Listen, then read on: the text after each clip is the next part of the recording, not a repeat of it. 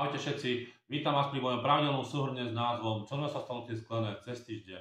Tento týždeň bol trošku výnimočný, ale o tom poviem viacej v slove na záver. Ako už určite veľká časť z vás viete, tak týždeň predtým som bol pracovne indisponovaný z zdravotných dôvodov, takže nemohol som byť toľko času na obecnom úrade, ako by som si želal. To sa prejavilo aj na porade, ktorú mali zamestnanca obecného úradu, teda zišlo viacero vecí, ktoré musíme dobehnúť.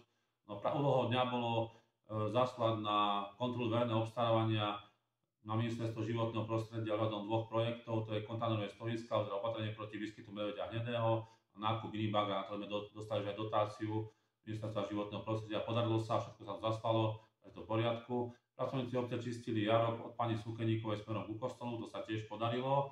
Mal som ešte po obede návštevu v klube dôchodcov, kde sme sa teda porozprávali, informoval som ich o novinkách, pýtali sa ma na rôzne veci, takže som zodpovedal na všetky otázky. Na povede som mal ešte stretnutie s pracovníčkou obce a komisiou kultúry a športu radom akcie Majales, ktorá bude 30. apríla. Dohodli sme sa na viacerých veciach, respektíve na veľkej väčšine vecí, zostalo úplne málo otvorených vecí. Z tohto stretnutia nie každý odchádzal spokojný, ale teda ja myslím, že výsledok bude stať určite za to a všetci budete spokojní a týmto vás samozrejme pozývam na akciu Majales, ktorá bude 30. apríla, budeme stavať maj, budú naši hasiči, fotbalisti, takisto komisia kultúry a športu a mnoho dobrovoľníkov, takže všetci ste vítaní a dúfam, že sa dobre zabavíte. V útorok pracovníci obce čistili jarok pri obecnom úrade a začali s demontážou látkového oplotenia obecného parku, ktoré už bolo v dosť zlom stave a bolo už po svojej životnosti. V obede som mal na starosti viac menej administratívne práce, no a po obede som ešte pomáhal nášmu pracovníkovi obce pri skladaní detského ihriska, ktoré skladáme v obecnom dome a potom prejdeme vonku s ním a bude to na červenom ihrisku a myslím, že to bude veľmi pekné a bude sa to páčiť všetkým občanom. Ja to len poviem v slove na záver. V stredu pracovníci obce dokončovali demontáž latiek z parku, respektíve oplotenia parku a vykopávali jamu na nový kolotoč, ktorý bude takisto nahradený. Ten starý kolotoč, ktoré boli 3 koní, ktoré boli už zlomené a viac som poviem samozrejme v slove na záver. V stredu prišla aj kontrolórka obce, a prebrali sme aktuálne témy, ktoré treba uzavrieť a ktoré sa týkajú nás obce.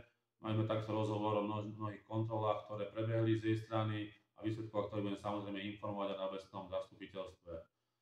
Poslali sme žiadosť na Žilinskú župu ohľadom dotácie pre našu obec, čo konkrétne to vás budem informovať, keď to bude aktuálne, keď nám to schvália, ale teda dúfam, že nám to schvália.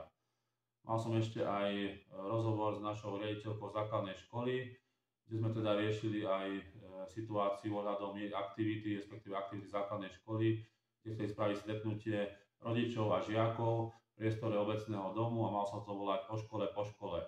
Má to byť 11.4.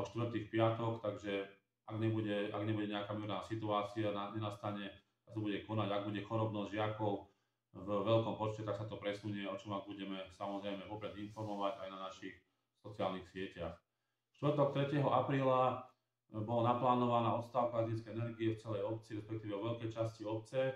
Bolo to z dôvodu toho, že bolo naplánované vypilovanie nebezpečných konárov vedenia elektrického vedenia v našej obci. Bolo to aj na náklade mojej urgencie, lebo napríklad na červenom ihrisku bolo strašne veľa konárov, ktoré už zasahovali do elektrického vedenia a dochádzalo k častým výpadkom. Takisto cesta ku pani Pavlovičovej. Naši pracovníci pomáhali s opilovanými konármi odstráňovať ich, dať ich prestať, aby nezavádzali a myslím, že sa to celkom podarilo, aj keď nie všetko sa stihlo, ale teda mám na pláne ešte ďalšie akcie, takže bude sa pokračovať ešte v tých vypilovačkách pod nebezpečným vedením, ktoré môžu byť samozrejme celoročné. Obecný úrad aj pošta boli bez elektrickej energie, samozrejme aj škola, takže boli zavreté. V piatok pracovníci obce dokončovali s čistením týchto konárov, ktoré boli popadané na detskom ihrisku napríklad. Všetko sa upratalo. Osadil sa nový stĺp telekomunikácií, ktorý bol poškodený a teda bol nahlásený hneď vo štvrtok a v piatok bola promptná reakcia, takže ďakujem odbore telekomunikácií, že sa teda postaralo to a nehrozí nám nebezpečenstvo zrútenia tohoto stĺpu, ktorý bol už aj poškodený od ďatla rôznymi poveternostnými vplyvmi. V piatok pracovníci obce takisto zabetonovali základ pod nový kolotoč, ktorý nahradí tie koníky, ktoré som už spomínal, takže deti sa majú na čo tešiť. Poslali sme žiadosť na ministerstvo financií, dotačnú schému, o čo konkrétne to znova budem informovať, aby som nezakríkol. budem informovať, keď to bude schválené, ale tam môžem povedať iba toľko, že to bolo dotačná schéma na 15 000 eur a bude to na materiál pre našu obec, teda to využijú všetci občania, o čom konkrétne budem radšej konkretizovať ani radšej. Mal som ešte telefonický rozhovor s 2 občanmi, respektíve s 2 ľuďmi, a to prvé je Povodie Váhu, kde teda nemajú momentálne techniku pavúka, aby nám vyčistili všetky potoky, ale teda procesom ich donesú aspoň UDS, Tatru, Bager, ktorý môže vyčistiť potoky aspoň z cesty, respektíve z dostupných miest, ktoré netreba na to špeciálnu techniku. Mal som prisľúbené, že teda do konca mesiaca by to malo byť, aj keď bude to možno skôr, ale radšej poviem do konca mesiaca. A znova budem vás to informovať vo svojom pravidelnom súhrne, čo nastalo obci Sklené cez týždeň. Posledný rozhovor, ktorý som mal v piatok, bol ešte s projektantom ohľadom nášho obecného domu, kde teda sme sa dohodli a nástupiteľ, že budem kontaktovať statika a projektanta. Statik prišiel, nejaké informácie mi dal som to projektantovi a ten na základe toho bude dávať rozpočet na celkový projekt týchto prác. Sme mali skrátka nejakú projektovú dokumentáciu, aby nešli zase sme jeden povie doľava, druhý doprava, bolo to podľa projektovej dokumentácie, bolo to overené a mohli sme sa nejako pohnúť z tohoto miesta. Uvidím, keď to bude, povedal mi, že do konca druhého týždňa, do konca 15.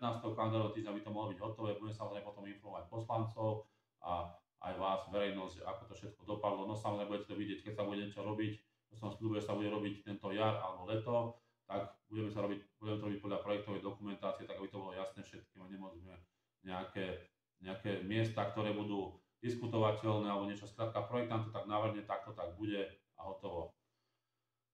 Slovo na záver. Ako ste si mohli všimnúť, tak v obecnom parku je zrušený plot, respektíve začína sa rušiť plot. Začal sa etapou, že sme zrušili látky, ktoré boli už v nevyhovujúcom stave, boli už aj dosť často nadhnité, takže bola otázka času, kedy by začali pomaličky postupne opadávať. Sľúbil som to na schôdzi obecného zastupiteľstva aj s poslancami obecného zastupiteľstva, že celý plot bude demontovaný, postupne, bude to otvorené miesto, kde vlastne budú môcť stráviť čas ľudia, budú tam môcť nejakým spôsobom sa prechádzať a bude to samozrejme, ako som povedal, navrhnuté v spolupráci s Slovenskou poľnohospodárskou univerzitou na revitalizáciu tohto parku. Čiže prvá etapa je odstránenie toho starého oplotenia, druhá etapa bude, ako nám navrhne študent v rámci svojej diplomovej práce a budeme sa k tomu samozrejme môcť vyjadriť, ako som už spomínal, na zasadnutí obecného zastupiteľstva. Tento týždeň, 14. týždeň, ako som na začiatku spomínal, je trošku výnimočný, nakoľko je to presne rok tomu, ako som začal písať články s názvom Čo sa stalo obci Sklené cez týždeň. Každý týždeň sa mi podarilo napísať jeden článok, postupne pribudali rubriky ako napríklad Slovo na záver, ktoré hovorím teraz. Postupne som to pridával aj na Facebook a robím takýto videoformát. Posledné 2 týždne neboli práve tomuto videoformátu, ako som na začiatku, že som bol zdravotne indisponovaný, čo ma samozrejme veľmi mrzí, ale pokračujeme ďalej a som rád, že môžeme aj takýmto spôsobom s vami komunikovať. Ako som spomínal aj v mojom nedávnom rile na sociálnej sieti, kto chcete, môžete ma kontaktovať cez sociálne siete, cez Facebook, snažím sa odpovedať každému a najlepšie ako viem do všetkých informácií, ktoré mám, alebo osobne na obecnom úrade, alebo môžete nejaké informácie získavať z tohto sumáru, to, čo ma veľmi teší a takisto sa teším na každú konštruktívnu kritiku, ktorá zaznie na moje vystúpenie alebo na moje kroky.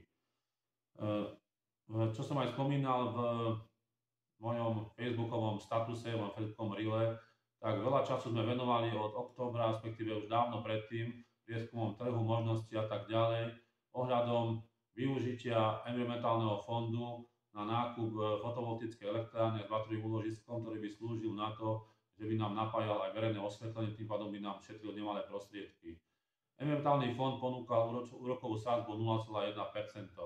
Máme to vybavované, riešili sme už posledné kroky pomaly, až náhle 18.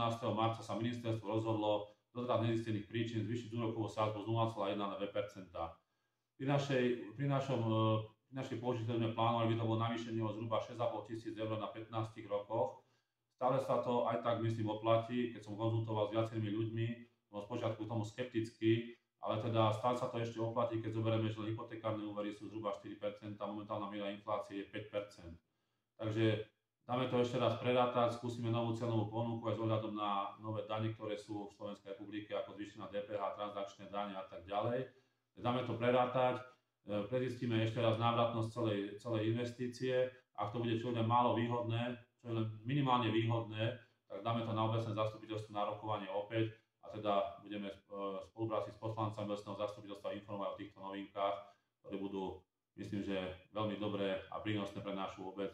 Keď zoberieme hodnotu peňazí momentálne za 10 rokov, tak myslím, že to je stále výhodné. A cena elektrickej energie len stále stúpa. Tým pádom sme boli viac menej finančne nezávislí, ale hovorím ešte raz, prerátame to detaľnejšie ešte raz, budeme informovať aj prostredníctvom obecného zastupiteľstva, že sa budú môcť vyjadriť všetci občania, ktorí o to majú záujem.